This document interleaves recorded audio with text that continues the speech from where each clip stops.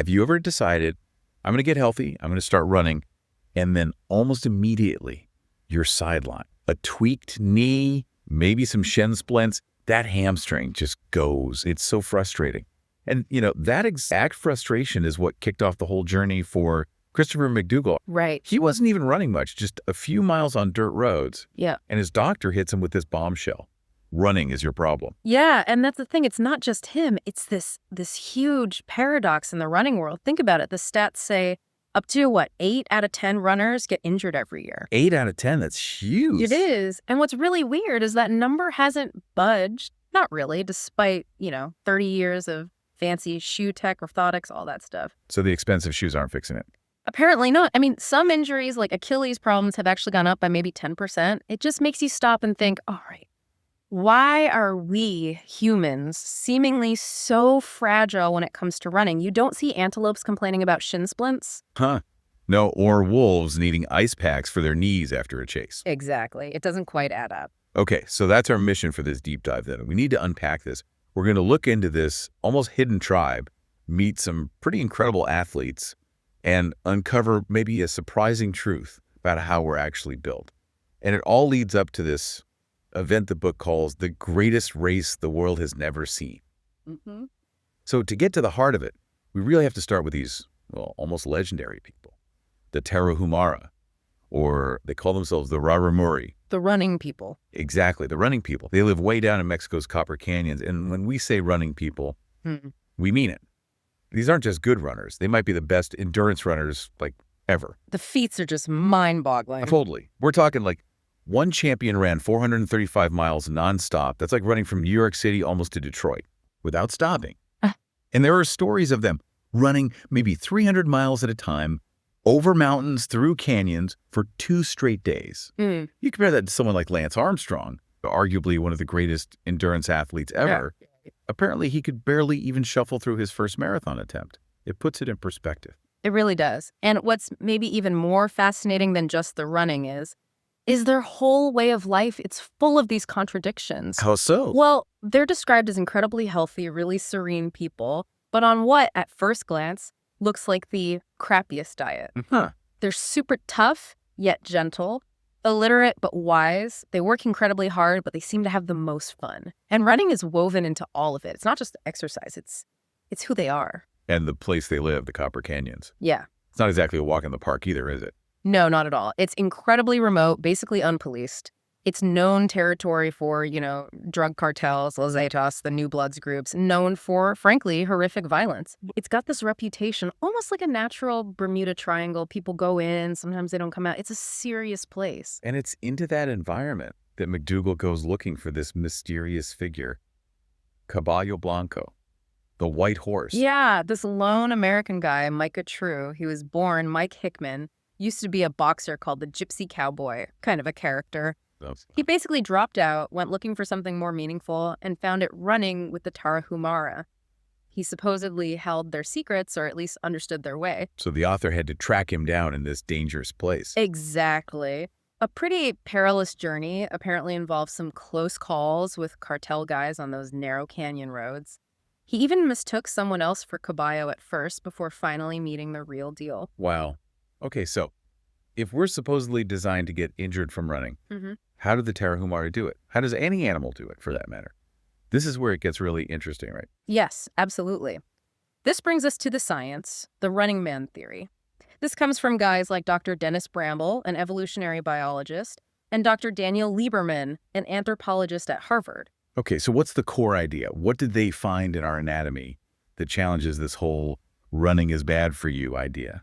Well, they basically looked at how we're put together, compared us to our closest relatives, like chimps, and the evidence is pretty compelling that we actually evolved for endurance running. Like what kind of evidence? Okay, so take your Achilles tendon. We have a big springy one. It stores and returns energy, like a rubber band, super efficient for running. Chimps, they don't really have one, not like ours. Oh. Then there are our feet. We have arches, short toes, great for pushing off, stable platform. Chimp feet are flat, long toes, better for grasping branches. Makes sense. And believe it or not, our butts, the gluteus maximus, it's huge in humans compared to apes. It basically keeps us from pitching forward when we run. It doesn't do much when we walk, but it fires up when we run. So literally, we evolved big butts to run. Seems like it. And there's more. There's this ligament in our neck, the nuchal ligament. You find it in dogs, horses, animals that need to keep their head stable while running fast. We have it. Chimps don't. Okay, this is stacking up. But maybe the biggest adaptation, our cooling system. We're basically naked apes covered in millions of sweat glands. We can shed heat incredibly effectively by sweating. Unlike furry animals. Exactly. They overheat quickly. They have to rely on panting, which isn't nearly as efficient for long distances. This ability to stay cool likely allowed early humans to practice something called persistence hunting. Persistence hunting. That's where they just run animals down. Pretty much. Run them relentlessly, often in the heat of the day, until the animal collapses from exhaustion or heat stroke. There's this researcher, Louis Liebenberg, who actually documented modern Kalahari Bushmen still doing this. It's incredible to witness. Wow. And this wasn't just the men, right? The theory suggests women were involved too. Yeah, absolutely. It challenges those old man the hunter tropes. Women likely played a crucial role benefiting from the protein, especially during pregnancy and lactation. And you see echoes today. Elite female ultrarunners like Kami Semick or Emily Bear have run incredible distances, sometimes even with kids strapped to them. The endurance capacity is there. So the big takeaway is, we're not built for sprinting like a cheetah, but for endurance. Our bodies are basically running machines. And the source says, the machine never wears out. That's the powerful idea. Movement doesn't wear us down. It's what we're made for. Okay, but that brings us back to the injury paradox. If we're these amazing running machines, why do 8 out of 10 runners get hurt? Is it how we run, or maybe what we wear on our feet? Yes. The shoe debate. This is where it gets really controversial. Because the doctor who told McDougall running was the problem, he said the body isn't designed for that kind of abuse. Was he talking about running itself or running in shoes? That's the crucial distinction. People like Dr. Lieberman, and also folks like the Stanford running coach Vin Lanana, they started arguing that modern running shoes, especially the really cushioned ones that came out around, say, 1972, Right. They might actually be part of the problem. The idea is they could weaken your feet, change your natural gait, and maybe contribute to injuries like knee problems or overpronation. Overpronation. Yeah. That's when your foot rolls inward too much. Exactly. And they pointed to the fact that when people ran in thinner shoes or even barefoot historically, they seemed to have stronger feet and fewer of certain types of injuries. That's a pretty bold claim against a massive industry. Is there evidence the other way? Do cushions help sometimes? Oh, it's definitely debated. And, shoe technology is always changing. But it's interesting that Nike itself eventually came out with their Nike Free line. Yeah, I remember those. And their slogan was literally run barefoot. It was kind of a quiet nod, perhaps, to this whole idea that maybe our natural mechanics are pretty good on their own. Okay, so while this debate is happening in the wider world, back in the Copper Canyons, Caballo Blanco has this wild idea. Yeah, a really audacious plan. He decides he wants to organize a race, a proper 50-mile ultramarathon, deep in the canyons. And invite outsiders. Yes. Bring some of the best Western ultrarunners. Scott Jurek, Ann Trayson, Jen Shelton, Billy Barnett, this character called Barefoot Ted. Bring them down there to race against the Tarahumara on their home turf. Wow. Just getting there must have been an ordeal. Oh, absolutely. We mentioned the danger, the remoteness. Cartel presence was a real concern. Finding enough water was a huge issue. Just navigating those unmarked trails to the start line was a massive challenge. Required a lot of trust, maybe a bit of recklessness. And the race itself sounds like something else. What were some of the highlights or maybe lowlights? Well, there was some controversy right off the bat. A group of Tarahumara runners got disqualified because they tried to cross a river wearing plastic bags over their shoes to keep their shoes dry, apparently, instead of just wading through like everyone else. Bit bizarre. Okay. Then you had Ann Trayson, a total legend in ultra running. She went out super hard, like a queen's gambit in chess, trying to break the Tarahumara early, very aggressive. And Barefoot Ted, he sounds like a character. Oh, definitely. El Mono the monkey, ran with bells, sometimes a red cape. Apparently, he got a nasty electric shock from a faulty shower wire right before the race. No way. Yeah.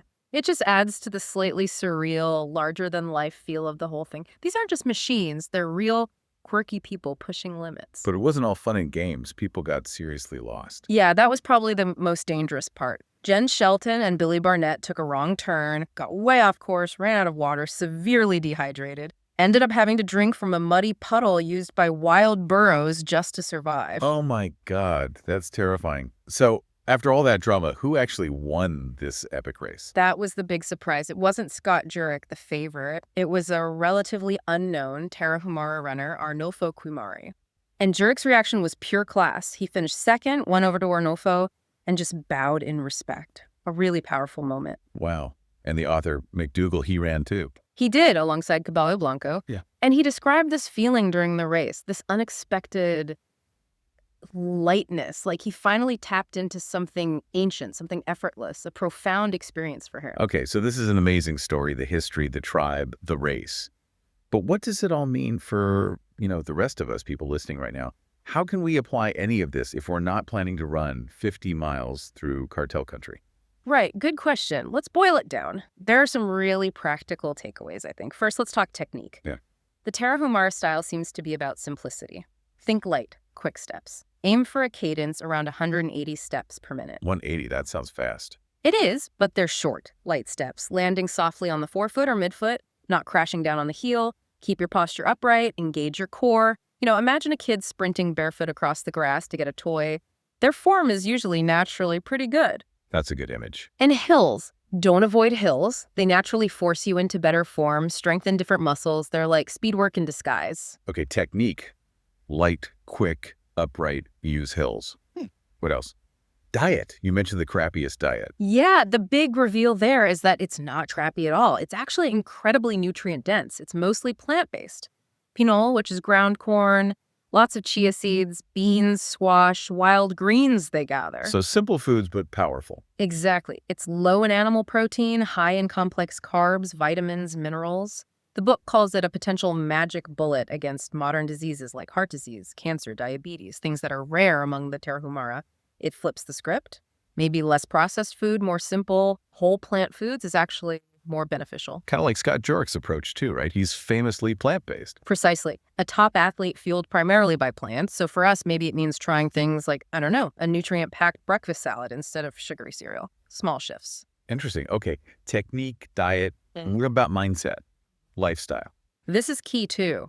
The book draws a contrast between runners and athletes. Runners are maybe like assembly line workers, do the same motion over and over, maybe get repetitive stress injuries. Athletes are more like Tarzan. Tarzan. Yeah. Strong, explosive, agile, using their bodies in varied ways, climbing, jumping, sprinting. That variety builds resilience. The idea is to surprise your body sometimes. Jump over a log, crawl under something, sprint for a block. Wake up those dormant muscles. Keep it interesting. And mentally, running, especially longer distances, can be this amazing stress reliever. It fosters that flow state where your mind just quiets down. You're not constantly worrying or overthinking. That pure flow they talk about. Exactly, where the brain isn't just going blah, blah, blah all the time. And Caballo Blanco, Micah True, his life kind of embodied this, didn't it? He wasn't just organizing a race. He dedicated his life to this way of being. Absolutely. He found meaning and purpose through running and his connection with the Tarahumara. He kept that race going, supported the community, even after facing incredible hardships, like the murder of his friend and running partner, Marcelino, which was tied to the violence in the region. His commitment was immense. It really brings together the physical and the mental, doesn't it? This idea of a mind-body conflict. Yeah, that's a great way to put it. Our bodies are these incredible performance machines honed by evolution for movement and endurance. But our brains. They evolved to conserve energy, to be efficient, which was great when calories were scarce. But now, in our world of abundance and convenience, that same drive for efficiency often translates to, sitting on the couch. The brain's a bargain shopper, always looking for the easy way out. Right. But reclaiming that running heritage, tapping back into that innate ability to move, it can be, as the book suggests, a kind of magic bullet. Not just for fitness, but for mood, for stress, for overall well-being.